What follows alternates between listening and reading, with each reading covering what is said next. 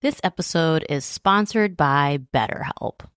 The holidays are over, the decorations are down, and suddenly everything feels a little empty. It's normal to feel the winter blues after the holiday excitement. January, February, and March are by far my least favorite months of the year.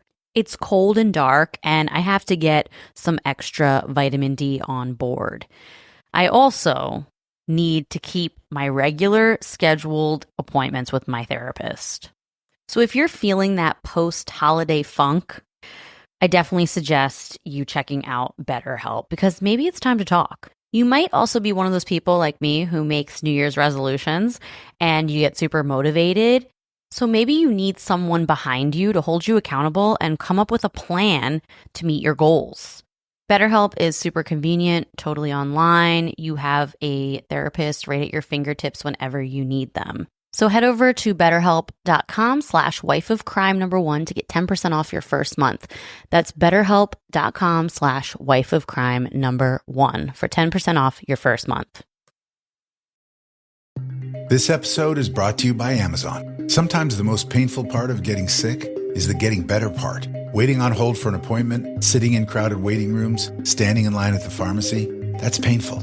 Amazon One Medical and Amazon Pharmacy remove those painful parts of getting better with things like 24/7 virtual visits and prescriptions delivered to your door. Thanks to Amazon Pharmacy and Amazon One Medical, healthcare just got less painful. This podcast is an unscripted, unedited conversation about true crime. We take the cases very seriously, but I don't take myself seriously at all, and neither should you. Welcome to Wife of Crime. So Russ, abduction cases are absolutely insane to me.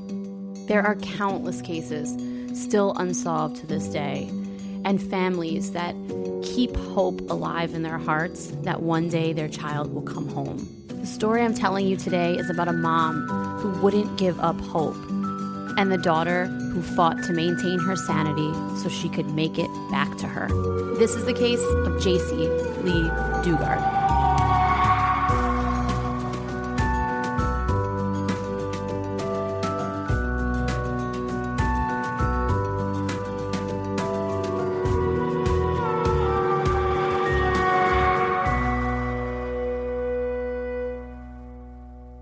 Hello, everyone. Welcome back to Wife of Crime, a true crime podcast where I tell my husband, Russ, my favorite true crime stories, and he reacts to them. I'm Jess. I'm Russ. What's up? I'm chilling. We just came back from a walk, and 50% of Jess's conversation started off as, so I was listening to a podcast this week, and I was wondering, I bet a lot of you guys do that too. Yeah. I mean, they're podcast people. If they're listening to us, I'm sure they listen to other podcasts. Yeah, I listen to like 2. Yeah, you don't listen to nearly as many podcasts as I do.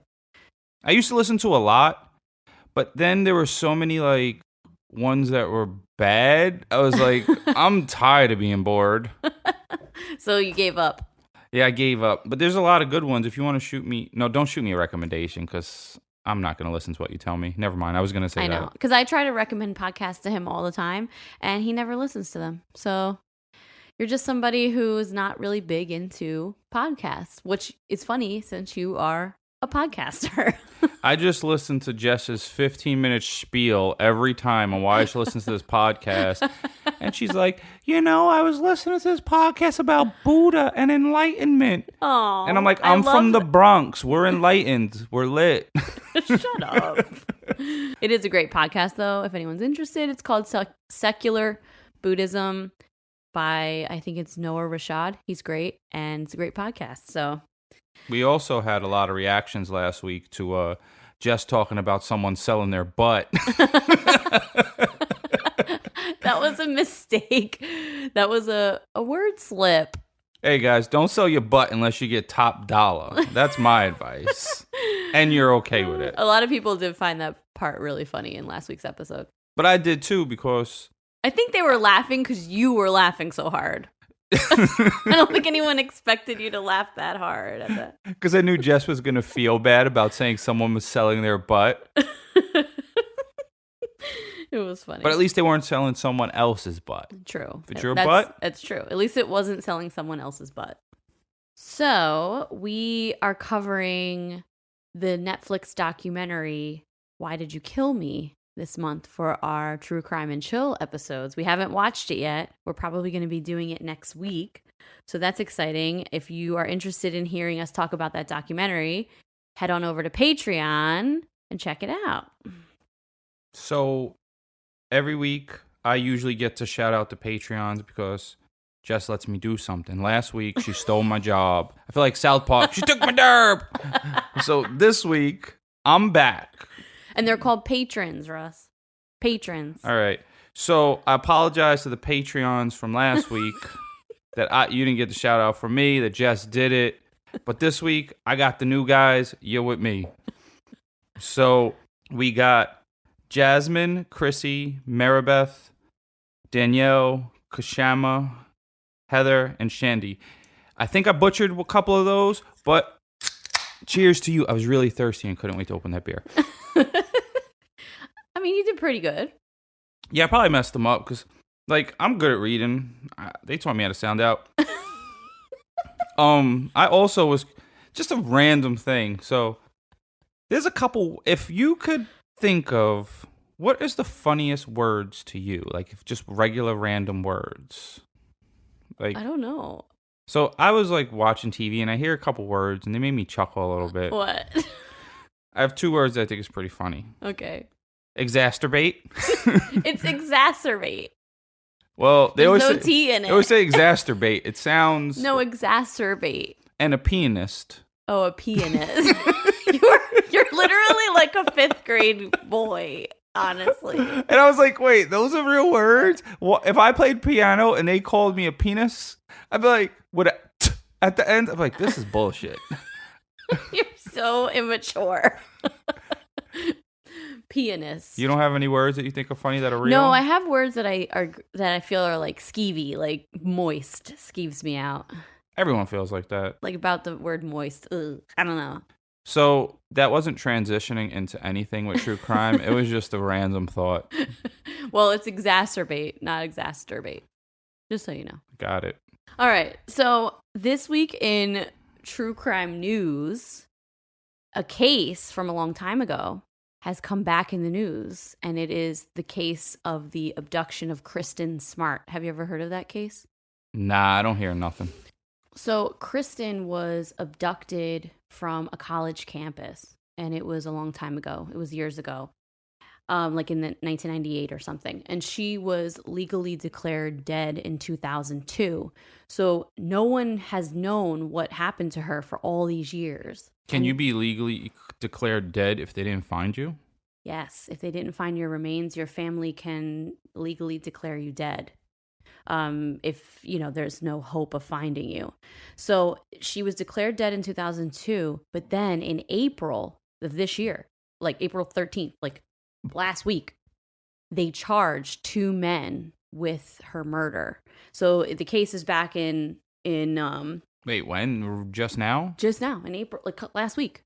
They charged these 2 men with her murder because they took cadaver dogs to their home and all these like lights that go through the earth. I forgot what it's called, where they can see into the ground. Yeah, they're using that in like right now. They're using that in like the Amazon forest, and they're finding out that underneath the Amazon forest there were actually big giant cities. Yeah, so that same technology. I forgot what it's called.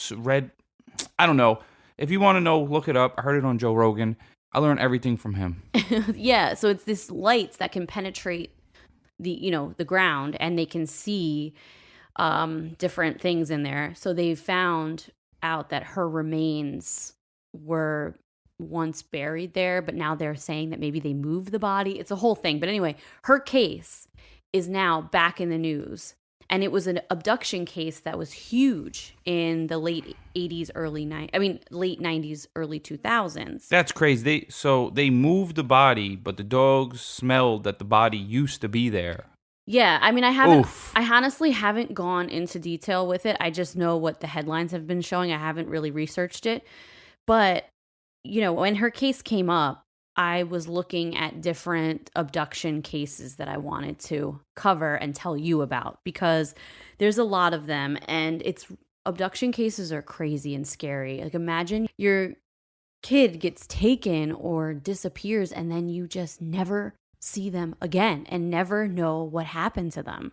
It's insane. You probably always feel like, oh man, it's my fault. What if I would have went to visit them that day and they wouldn't have been in that spot? Or like, you probably run these things through your head of what you could have done. It's almost like a butterfly effect, this one little thing. If I would have called them, they wouldn't have been in that spot. And it's not your fault, but that's how I would be. Yeah, and I'm sure a lot of parents go through that. And it made me look at all these different abduction cases over the years, because there's a lot of them. And I have a list of cases, and I'm definitely going to cover more in the future.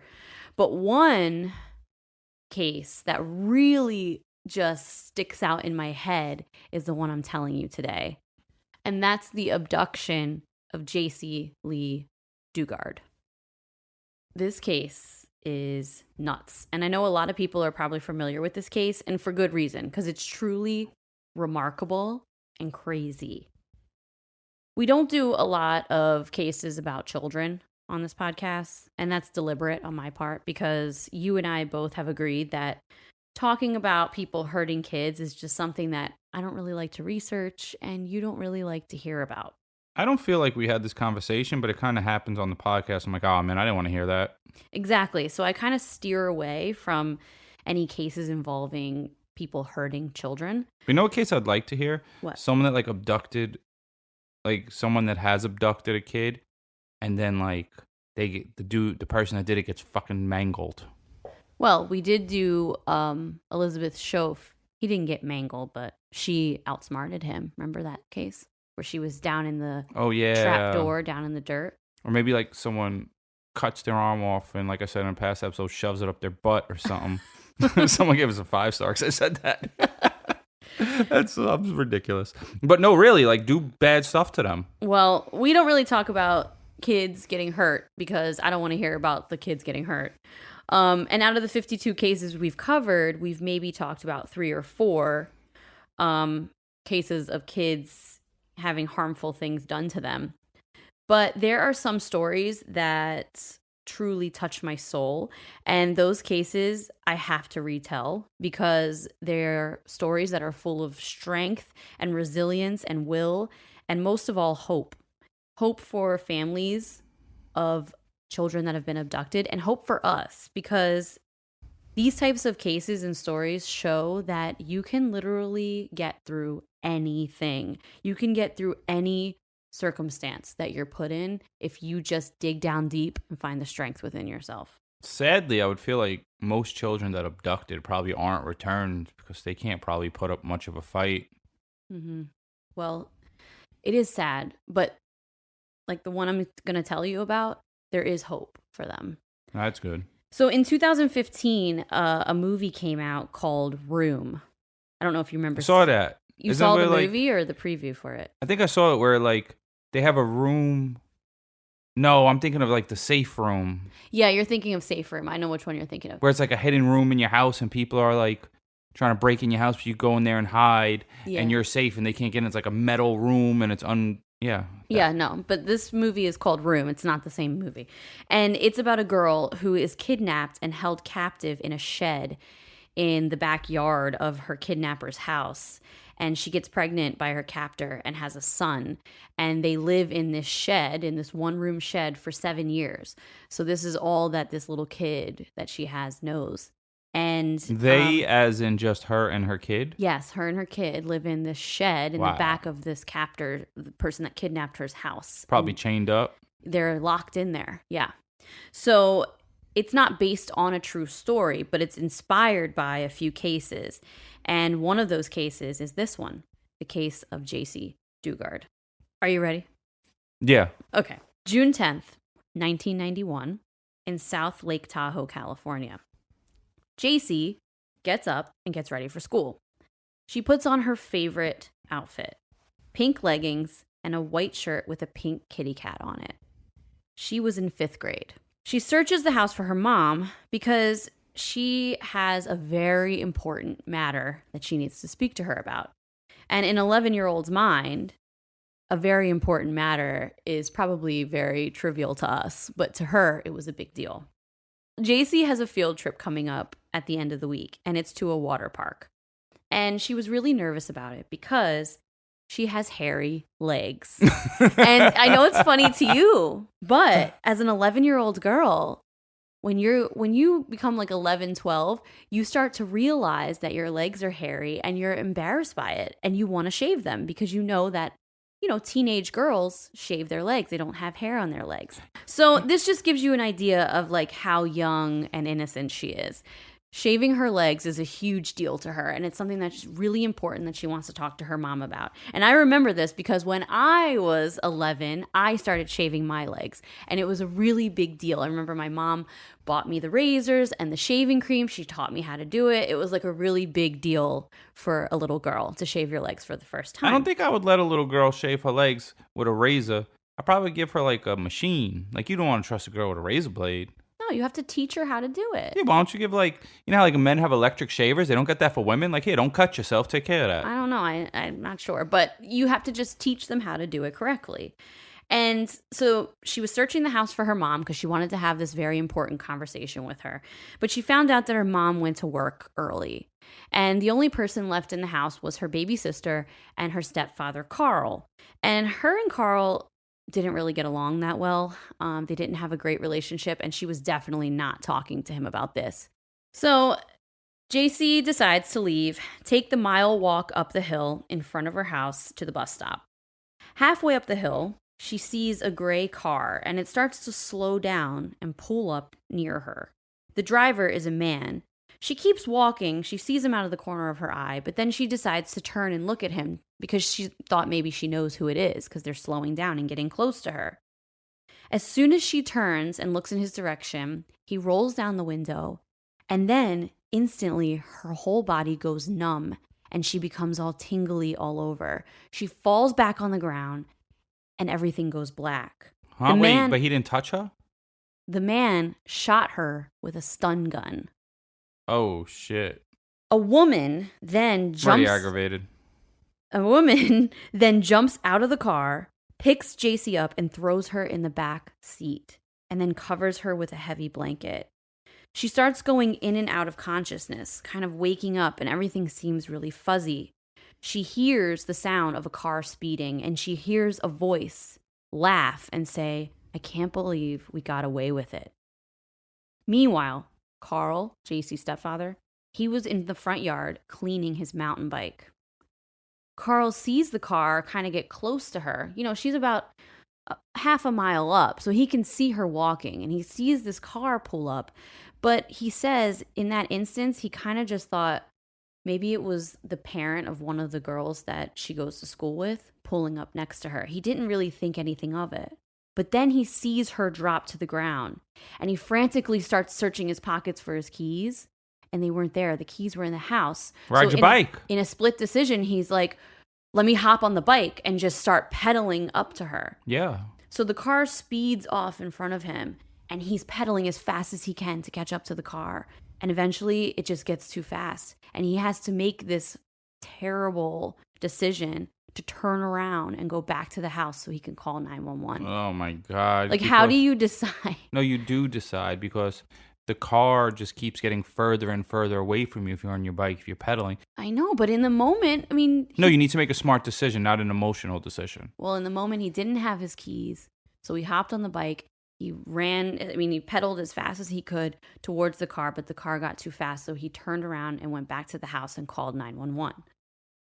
About 2 hours later, they arrive at a house, and the man picks Jaycee up with the blanket still over her and carries her into a room. He uncovers her face, and she sees the man clearly for the first time. He's very tall, like 6'4". She sees him for the first time. He has brown hair and dark eyes, and he tells her to take all her clothes off and give him everything she owns. So she does. He gives her something else to put on, and she's wearing this butterfly ring on her finger. So instead of giving it over, she decides to hide it because she wants to keep at least one little piece of who she is. So she takes the ring off, but she hides it. And after she changes, he walks her through the back door of the house and through some grass. Then they go through this really tall gate that closes and locks behind them. She's in a fenced-in area with like 4 different sheds in this fenced-in area. And he takes her into one of the sheds. There's 2 doors going into the shed, and the shed is soundproofed. There's like foam all over the walls. So he walks her into this soundproofed shed. He handcuffs her. She sits on the ground, and he says to her, there are Dobermans outside, and I'm going to put them out in the yard, so if you try to leave, they're going to attack you. In the back of the shed, there's this small window with bars over it, and she crawls over to peer outside the window. She can only see like slightly outside because she's trying to see where she is. Oh my God, a little girl. And all she sees is trees and weeds. So she just sits on the floor and just lays on the floor and cries. 120 miles away, Jaycee's mom, Terry, rushed to the police station and starts calling everyone she knew. The community comes together to search for Jaycee and the mysterious gray car. She gets on TV that same afternoon, which is kind of rare. Like a lot of times parents don't get on TV right away. She gets on TV right away. She's like pleading and begging. Anyone who knows any information, please come forward. Cops take a closer look at Carl because at this point, Carl's the only person who has seen what happened. But he's still there. So like she's gone, but he's still there. So why would he become a guy? Like because they want to see if he had anything to do with her disappearance, because all they're going by is his story. Like, yeah, she's gone, but all they're going by is this story that he tells, that he saw this car pull up and grab her. So you got to at least look into it, I see. So they want to look into it. They also hear from some people that know Jaycee, like some of her friends at school, that Carl and her didn't have a good relationship and they didn't get along. They argued all the time. They didn't like each other very much because it's her stepfather. And so cops bring him in for questioning. They actually give him 2 polygraphs. And in the polygraphs, they ask him, did you like each other? Did you like Jaycee? Did you wish she wasn't around? And he said, you know what? I didn't like her very much. You know, she was my stepkid. I put up with her to deal with, I dealt with her because I loved her mom, but we don't get along. But I would never want anything bad to happen to her. We just don't get along very well.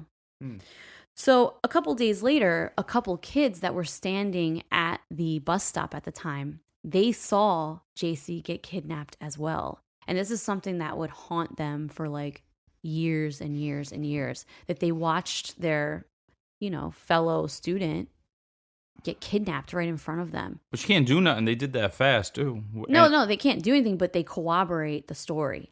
That's a funny word, too. They corroborate the story so the stepfather gets released, and he's not a suspect anymore. Well, that's good, at least, because you want justice. You don't want someone going to jail, an innocent person going to jail. Absolutely. So Jaycee's mother doesn't give up hope. She doesn't stop searching for her daughter. She never says her daughter is no longer alive. And honestly, I mean, it's so hard to say that. It's so hard to just finally give up and say she must be dead. And, Terry, the mom, says that she knew in her heart of hearts that her daughter was still alive and she wasn't going to give up. After how many years? We'll get to that later. Oh. So she maintains her daughter's alive even after the cops kind of slow down the investigation and other people give up. This week's episode is sponsored by BarkBox. I got good news.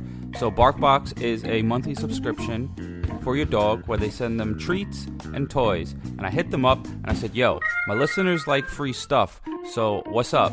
And they said, oh, good news, Russ. We love your show. So we'll give you and your listeners 1 month free if you sign up for our subscription service. And I said, cool. I said, how do they take care of that? And they said, oh, so just go to barkbox.com/wifeofcrime, or they can click the link in the show notes. And this way we know they're your homies and we'll give them a free month. Oh yeah, they do themed ones, and you can do ones for big dogs, those super chewers, or you could even get them for those little poodles with the pink hair that you keep in your purse. So don't forget, go to barkbox.com/wifeofcrime to let them know I sent you and get your free month.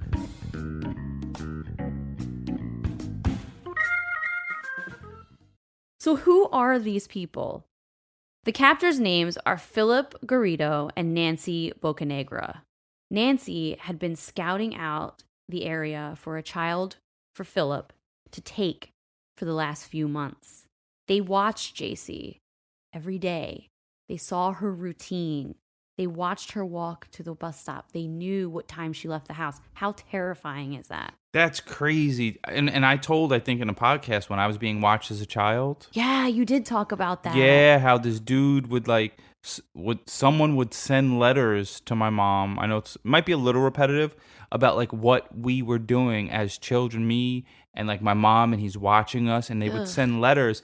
And then there was this random white dude on a bench. I lived in an all-black neighborhood pretty much, and I think it was him because he shouldn't have been on that bench. And he asked me a question one day, and he says, I don't remember what he said. You don't remember the question? Nah, he might. Nah, I wish you knew the question. That's so interesting. Nah, but what happened? He knew he didn't want that smoke. Shut up. Yeah, you were a little kid, right? Yeah, but there was people around, and he said something, and I don't know. But then he would say, my mom's like, "Oh, I saw you guys doing this," and he was stalking us. And that's so scary. Yeah, and I gotta ask my mom about that. She might have a little more details. Yeah, maybe we'll bring her on the podcast one day. Ask some questions. That's crazy. But maybe not, because then she'll probably talk about Jesus or something. She talks about Jesus too much. So Philip was a known sex offender who was first arrested in 1972 after sexually assaulting a 14-year-old girl. The charges were unfortunately dropped after the girl, listen to this, the girl was too scared to testify against him in court, because back then the children had to testify in court in front of their perpetrator. They don't do that to kids anymore. So she was too afraid of him, and it ended up they dropped the charges because she wouldn't testify. Oh my God. How sad is that? Whoever was in charge of the laws back then was fucking idiots. Last year, Save More Money was the most popular New Year's resolution in America. Clearly, a lot of us feel like our money is slipping through our fingers. Well, I don't know about you, but I'm not the best saver, and I don't know much about investing until I started saving and investing with Acorns. Turns out you don't have to be an expert at all, because Acorns will recommend a diversified portfolio that fits you and your money goals. And I always thought that when people say, ooh, I invest in stocks, that they had a ton of money or something. Well, you don't need to be rich. Acorns lets you invest with the spare money you've got right now. You can literally start with $5. And you know you guys are spending that at Starbucks on these fancy lattes. So skip the coffee and invest with Acorns. You don't even need a ton of time. Like, you can just sign up and start investing within 5 minutes. Head over to acorns.com/wifeofcrime or download the Acorns app to start saving and investing for your future today. That's acorns.com/wifeofcrime. You guys already know, because we have been talking about them for a while now. Via Hemp is by far one of our favorite sponsors we've ever had, okay? We use their products all the time. Maybe you're a little like me. You're a little anxious. You have a hard time settling down. You're kind of wound up a lot. If that's you, Via Hemp products are for you. Check out their website. You will find something that speaks to you. Maybe you're like Russ. You have a hard time sleeping because you have bad nerve pain or chronic pain. Then Via Hemp is for you, because their gummies will help you get some quality sleep. Maybe you're looking to have a really good time. Maybe you just really like edibles. You want to laugh. You want to get the munchies. You want to watch a movie and have a really strong belly laugh. Then Via Hemp products are for you, okay? They're literally for everybody. So head over to viahemp.com, promo code wifeofcrime1 to get 15% off your first order. That's VIIAHEMP.com. Wife of Crime #1 for 15% off your first order.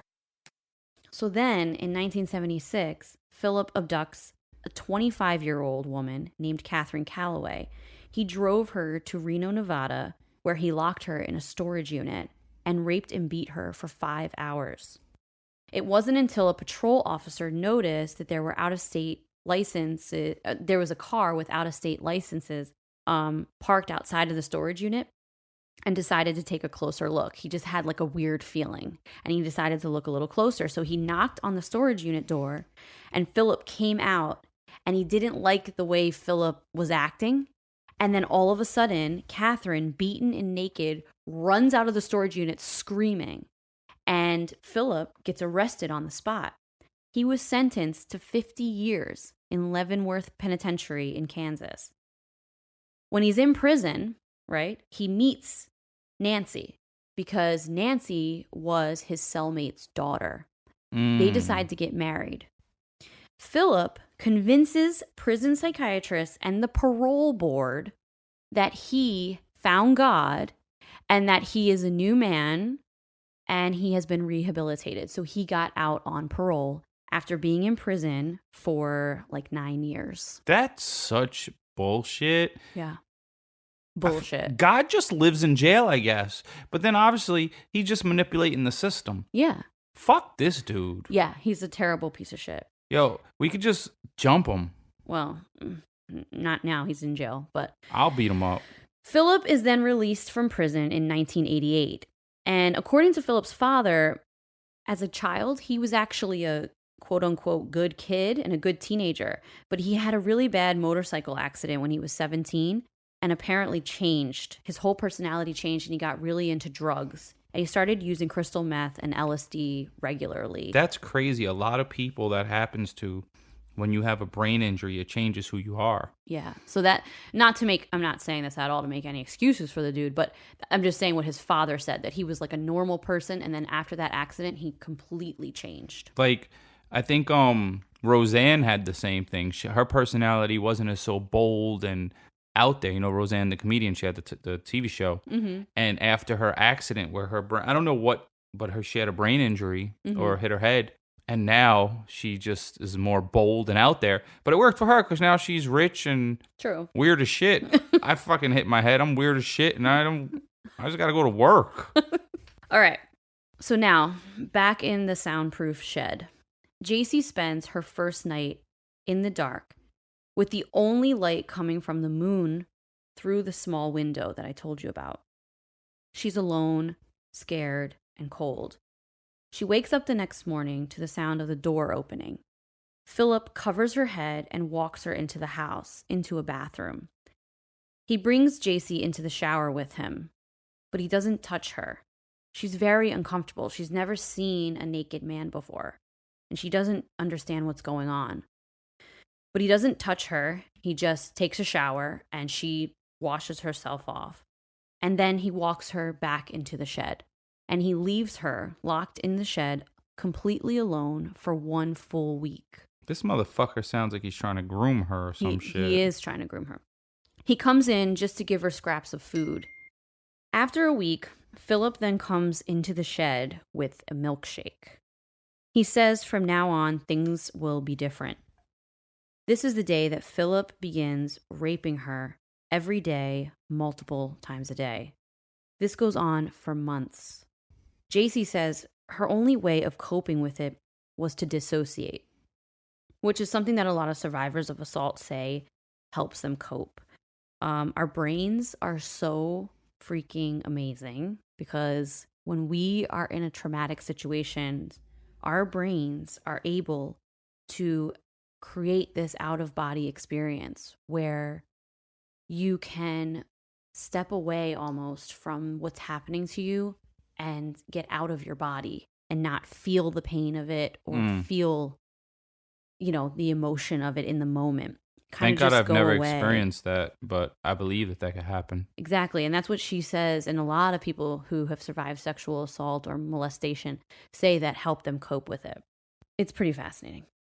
So Philip tells Jaycee that demon angels told him to take her so that she can help him with his sexual problems. He told her that she has to stay there because as long as she's there, no other little girls will get hurt. she's saving all these little girls from him by staying there. After a while... This dude is getting me angry. I wish I could meet him in real life. I don't care if he was old. I know, he's a terrible person. Evil, like pure evil. I'd rip his fucking eyeballs out. So after a while, he brings a TV in, and the only channel that it has is QVC. For her, having no other human contact or hearing human voices or anything, it was really nice for her. And it was actually comforting because she would fall asleep to QVC every night, but it was just having other humans around. When I was a kid, I didn't really have cable, and I used to watch QVC sometimes. You just watch what's on TV. But it's crazy that, like, she was just fiending for human contact outside of him, but he was her only human contact, and now she has this TV with one channel. So he would visit her in the shed, and he would do lots of methamphetamine, and this would be something that he called runs, quote unquote runs. And it's where he would bring tons of meth in there. He would lock both of them in, and for days he would do all this meth. He would dress her up, put makeup on her, and then he would hurt her for hours. But then at the end, after it was over, he would cry his eyes out and beg for her forgiveness. This went on for months and months and months. And for a little girl, that's so confusing because she's little. She's 11 years old. And so it's so confusing that he would cry and beg for her forgiveness afterwards.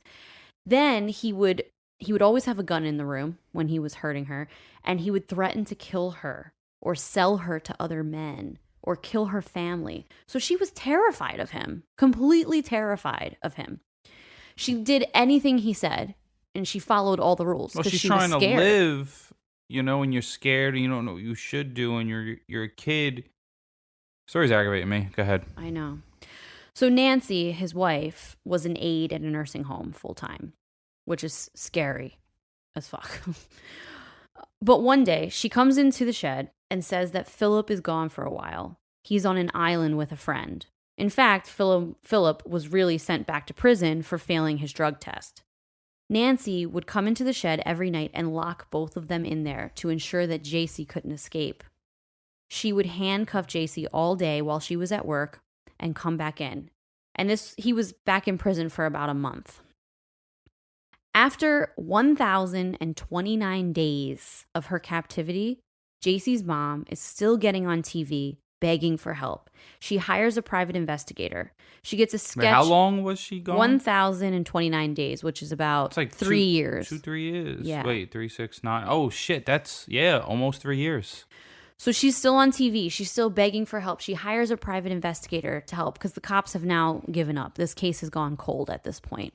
That makes sense. If someone's gone 3 years, the chances of them being alive is probably like the chances of me hitting the lotto. Yes, but the mom is not giving up. Well, respect to that. You should never give up because even if there's a slim little chance, you fight for your family because, that you can't lose hope. You're all they got. Exactly. She hires private investigators. She even hires a sketch artist to update her daughter's photo. Because, the photo they had was her at 11, so now she wanted to update it.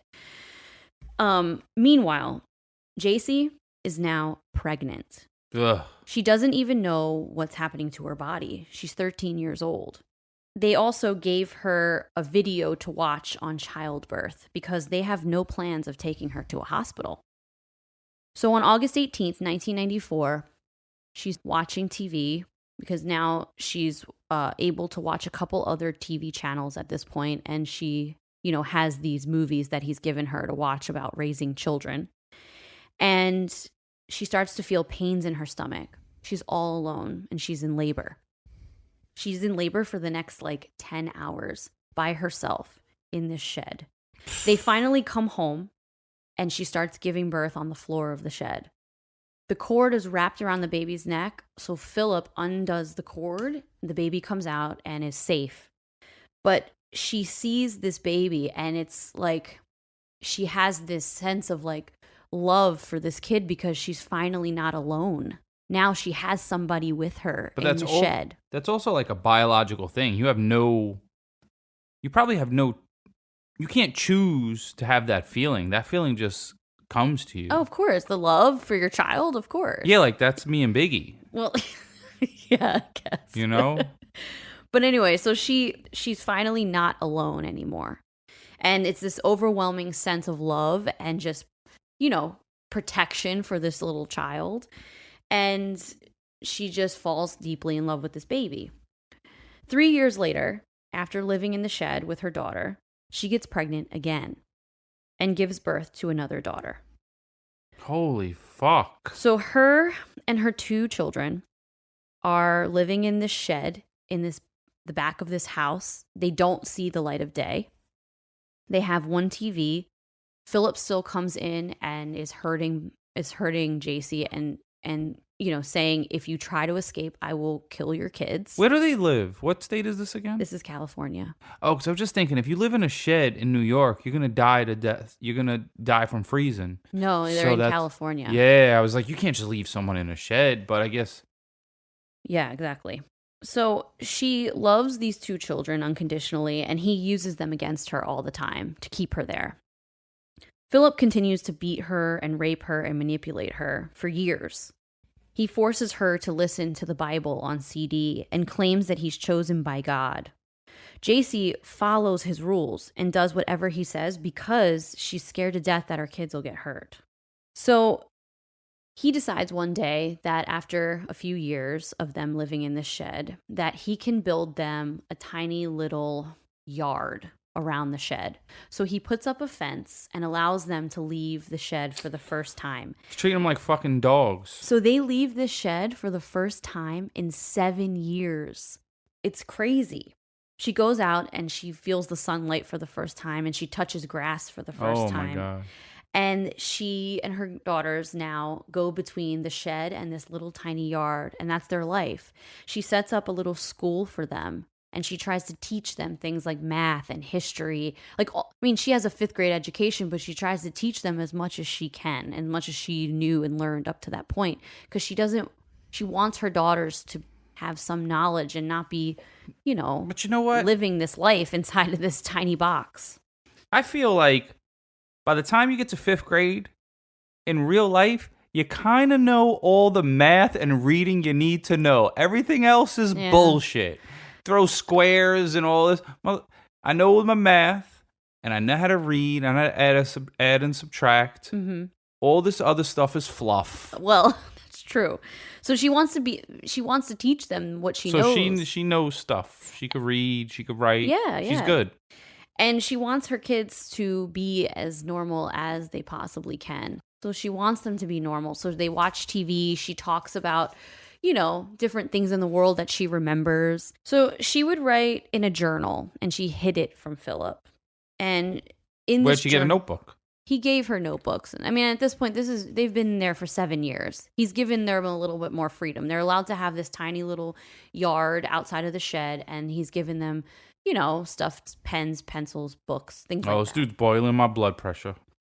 She longed to escape. And when you read the journal entries now, you see that she longed to escape. She wrote about it all the time. She wrote about her plans for the future if she ever got out, and how much she just wanted to be free and wanted her daughters to be free. Philip then forces Jaycee to teach the girls that Nancy is their mother. Philip doesn't want Jaycee to be called mom by the girls because Nancy apparently is jealous. So now the little girls are forced to call Nancy mom, and they think of their mom, Jaycee, as their sister. Oh, fuck that. Over these years... I'm cursing too much, but I was upset. Over these years, there were 60 parole visits to the home. 60 to that house. Whose home? To their house. But she was in a shed. No one goes and checks your shed. Yes, that's the thing. No one checked the backyard. No one saw what was going on back there. They came to the house. They checked the house. Why would you check a shed? Well, we're going to see what kind of tools they have normally. That's what's in a shed. No, but there was also a neighbor that called police to say there were little girls in the backyard, and no one came to check it out. Finally, after 13 years of Jaycee being held captive, Philip decides to take the 3 girls out to a carnival. Jaycee wanted to take her girls and run away from the carnival, but she says in that moment, she was just overtaken by fear and so scared of what would happen because it's been 13 years. She didn't know what would happen if she ran. So she didn't. Where And would she went go? back She to doesn't the know where shed. she's at. Exactly. 5 more years go by. Wait, so now it's what, like 13 years or Now something? it's 18 years. 5 years go by after the carnival. And the 3 girls are still living in the shed in that little backyard. And then one day, Philip is summoned to the parole office for a visit. Philip is super cocky at this point. He's gotten away with this for 18 years. And at this point, he just thinks this is how life is going to be forever. He's just going to have them locked in the backyard for the rest of their lives. So he decides to bring the girls with him to his parole. Shut the fuck up. To the parole All of them visit. or the little girls? All 3 of them. At this point, Jaycee has been going by the name Alyssa for the last 18 years. And he tells her, if anyone asks your name, you better tell them that it's Alyssa. You better not tell them your real name or I'll hurt your daughters. So they go into the parole office and the officer sees these 3 girls with him. And at first she's like, that's his family, whatever.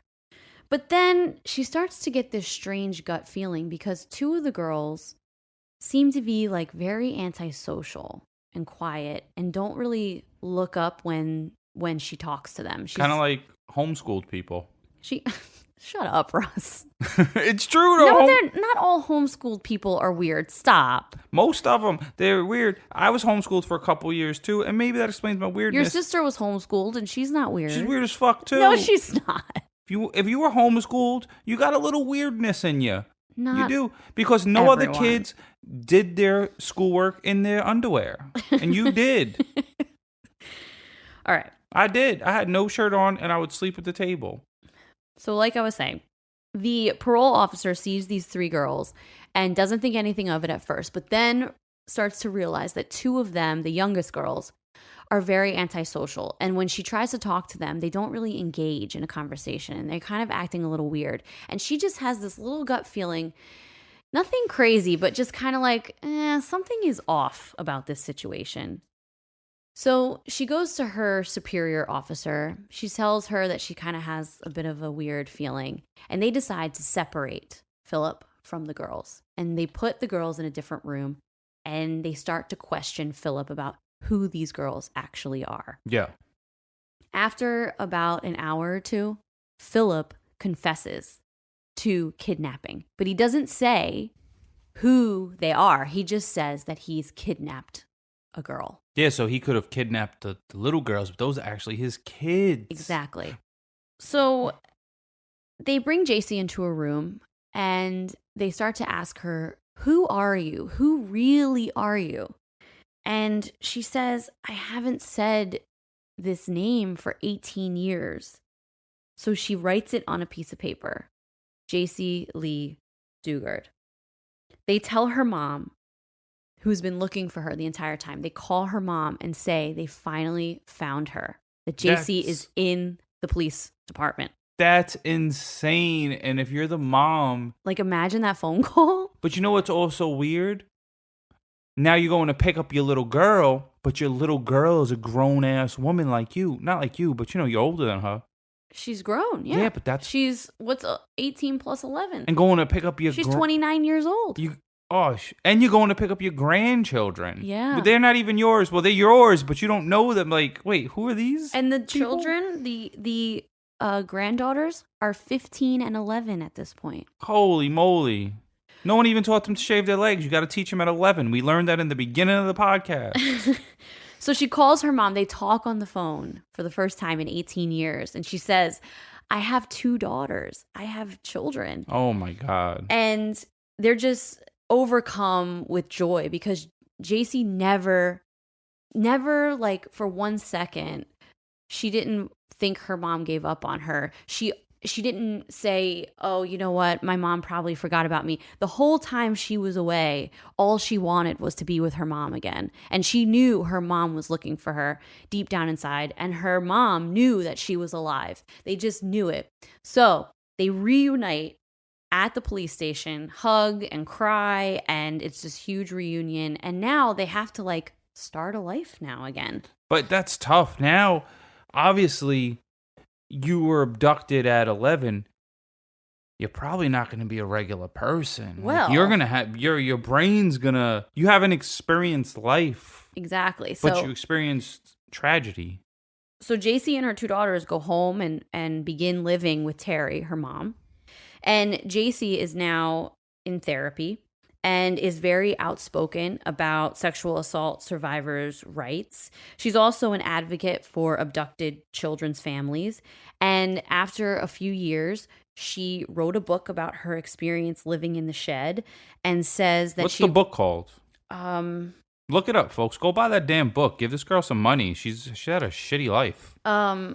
Well, I forgot the name of the book. I have to look. I'll post it on Instagram. Oh my God, I can't believe this, Jess. I forgot. But anyway, she writes this book because she wants to show children who've been assaulted or in these terrible situations like this that it's okay to talk about it, to face it, and then to move past it. She's been in the worst situation. Yes. And so she also... She was like a kidnapped slave. Yes. So she also ends up going to therapy at this, and she talks about it in her book and talks about it on her Instagram and stuff. She goes to this ranch that has horses, and it's an exercise that her therapist does with her where she has to tame wild horses. And what it's teaching people who've been in a situation like her is that she was controlled for 18 years. She was completely controlled by a person. So now it's her turn to control something because she had no control for 18 years. So she learns to tame these wild horses and teach horses how to, be domesticated. She also wrote a second book called Freedom, and it's about her life after the shed and living in that captivity and how she had to reacclimate to the world and how she had to learn how to just have normal human interactions that she didn't have for 18 years. Just like something as simple as buying a cup of coffee or making a decision. Like she didn't make any decisions for herself for 18 years. So this second book shows her journey of learning how to just be a regular person in society. You know what I think is dope? How her mom didn't give up. Yeah. And she knew her mom didn't give up. There's sometimes you have a connection with people. What's that called? Like intuition, maybe? Yeah. Look at that. And sometimes you have a connection, and like, you know how they say like twins have that? Like, if your twins doing bad, or I like have friends that, you have a connection with, and all of a sudden they'll text you on a day that like something's fucking with you, but it's like your best friend you knew since you was a little kid. And I'm like, I knew you wasn't just checking in on you, man. And you're like, oh, thanks, man. And like, you're both kind of going through some shit. Yeah. But like, she knew her mom didn't give up on her. And her mom knew she was alive. And my pessimistic ass would have been like, it's over. Yeah. I would have been.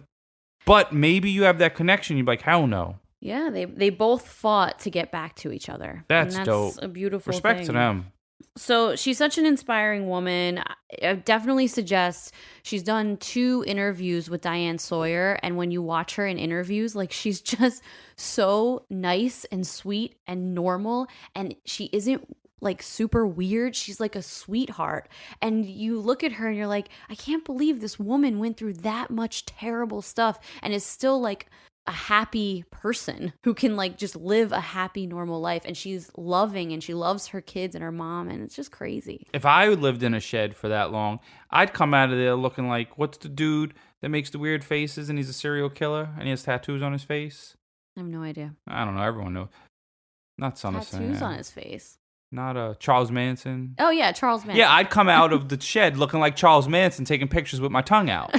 That's exactly you would have gone crazy. Oh, I would have went nuts. She didn't. She didn't go crazy. She kept her sanity, and it's amazing to see her in interviews. Honestly, she's a really inspiring person. Good for her. I might look her up on YouTube. You should. But now I feel like I got the gist from Jess. No, but when you see her, it's a way better job when you see her. It's seeing her tell her own story. It's just way more impactful. I definitely suggest you guys look it up. Maybe I'll buy her book just because.